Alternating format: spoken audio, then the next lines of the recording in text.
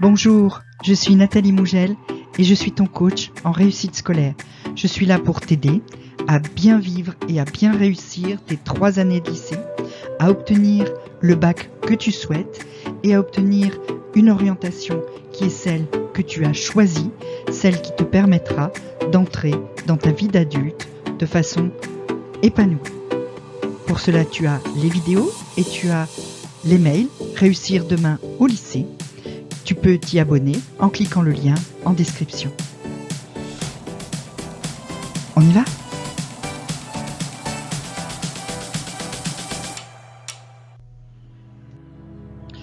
On s'occupe cette fois de l'autre grand chantier dont tu vas devoir te préoccuper cette année de terminale.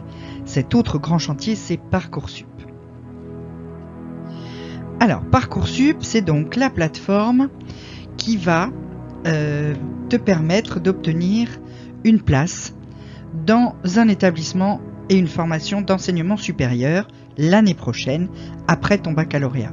C'est donc quelque chose de fondamental, de très très très important pour toi, puisque c'est là-dessus que quelque part, au moins les prochaines années de ta vie vont se jouer. Alors, la plateforme va commencer par ouvrir le 21 décembre 2021, là donc dans 2 mois, là un peu plus. C'est juste le site d'information qui ouvre à cette date-là, avec le moteur de recherche des formations. C'est-à-dire que pour le moment, tu peux t'inscrire nulle part, tu peux formuler aucun vœu. Par contre, tu peux commencer à aller regarder toutes les formations qui sont offertes. Et puis, parmi ces formations, celles qui peuvent t'intéresser. Et donc, pour celles qui t'intéressent, quels sont les attendus, quels sont, par exemple, les chiffres de l'an passé, combien d'élèves ont demandé cette formation, combien ont été pris, etc. Donc, ça va te donner une idée de chaque formation. Tu vas pouvoir aussi, pour beaucoup d'entre elles, consulter le programme des études, au moins de la première année, pour te faire une idée de ce que tu peux y apprendre, si ça correspond à ce que tu souhaites, etc. Je te conseille très fortement d'aller faire un tour régulièrement sur cette plateforme et d'y errer un petit peu pour voir des choses auxquelles tu n'aurais pas pensé et de prendre des notes pour pouvoir poser ensuite les bonnes questions sur les bonnes formations quand tu vas pouvoir avoir accès à des salons de l'étudiant, à ce genre de choses, et que tu vas pouvoir rencontrer des gens qui font ces formations pour affiner encore ton choix avant de faire tes vœux. Il peut être aussi très intéressant d'aller sur cette plateforme, même si tu n'es pas en terminale. Si tu es en seconde ou en première, c'est un bon endroit pour trouver, quand tu sais déjà un petit peu ce que tu veux faire, quelles sont les spécialités que tu dois prendre et qui vont être en adéquation avec les formations que tu veux suivre. Parce que c'est pareil, tu vas trouver dans ce moteur de recherche des formations, un certain nombre de formations indiquent quels sont les spé privilégiés qu'ils souhaitent que leurs étudiants aient fait en première et en terminale. Donc même si tu n'es pas en terminale, à ce stade-là de la plateforme, ça peut être intéressant pour toi d'y aller pour affiner ton choix de spé pour la première ou pour la terminale. Donc c'est vraiment une phase qu'il ne faut pas du tout négliger. C'est au contraire une phase très très importante, une phase d'information, une phase d'exploration de tout ce qui est à ta disposition pour ne rien rater et pas foncer sur un truc que tu connaissais déjà avant et qui te va qu'à moitié ou qu'aux 3/4. Donc vraiment, utilise cette période-là, le mois qu'il y a là d'ouverture de la plateforme, pour y aller régulièrement, pour scroller, pour voir des formations et voir ce que tu peux faire d'intéressant et comment tu peux fabriquer ton projet d'orientation. Et puis, le 20 janvier 2022, les choses sérieuses vont commencer. Cette fois, la plateforme va ouvrir pour que tu puisses commencer à t'inscrire, à créer ton dossier et à formuler tes vœux. Tu vas donc créer un dossier où tu vas mettre tous les renseignements qui te sont demandés. Tu verras, on t'en demande quand même un certain nombre à propos de ta scolarité, etc. Et tu vas formuler des vœux. tu vas formuler des vœux. Alors le nombre de vœux est limité, tu peux formuler jusqu'à 10 vœux. Il faut que tu utilises cette possibilité qui t'est donnée de faire plusieurs vœux. Même si tu sais exactement ce que tu veux faire plus tard, c'est important que tu t'ouvres des possibilités de repli au cas où tu ne serais pas pris dans la formation qui est celle que tu veux vraiment faire.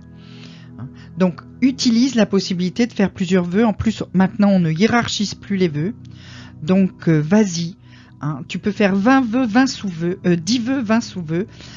Donc, il faut vraiment que tu utilises cette possibilité qui t'est donnée d'avoir des plans B, C et D pour l'année prochaine. Et puis, si tu n'es pas certain du tout de ce que tu veux faire, c'est encore plus important de profiter pendant cette période-là de la possibilité de formuler un nombre quand même relativement important de vœux. Je répète, 10 vœux et 20 sous-vœux que tu ne hiérarchises pas.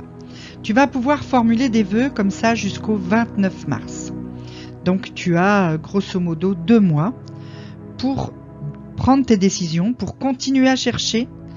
Tu n'es pas obligé d'avoir renseigné tous tes vœux le 21 janvier. Par contre, c'est important de ne pas tout faire le 29 mars à 18h. Parce que le dernier jour de la formulation des vœux, généralement la plateforme est saturée parce qu'il y a plein de gens qui finalement n'ont pas fait la démarche avant ça, et donc il y a chaque année des gens qui se retrouvent coincés, qui peuvent plus accéder, qui peuvent plus formuler leurs vœux. Donc remplis bien ton dossier à partir du 20 janvier, rajoute des vœux, enlève-en, c'est pas grave ça, jusqu'au 29 mars, ça reste en pleine souplesse et tu peux faire ce que tu veux, modifier ce que tu veux. Par contre, à partir du 29 mars, tu ne pourras plus formuler de nouveaux vœux. Tu vas pouvoir en supprimer certains, tu vas pouvoir compléter ton dossier, c'est-à-dire faire les lettres de motivation, le CV, la rubrique sur tes activités et tes intérêts, la rubrique ma préférence, toutes ces rubriques connexes qui sont dans Parcoursup. Tu vas encore pouvoir les implémenter entre le 29 mars et le 7 avril, mais tu ne pourras plus formuler de nouveaux vœux. Donc, plus tu en auras formulé avant le 29 mars, mieux ce sera. Tu as jusqu'au 7 avril pour finir de compléter ton dossier et confirmer tes vœux. C'est-à-dire que non seulement il faudra les avoir formulés, mais il faudra aussi, entre le 29 mars et le 7 avril, les avoir confirmés. C'est-à-dire avoir dit, oui, celui-là je le veux. Sinon, ils vont tous s'effacer. Donc vraiment, sois vigilant sur ces dates.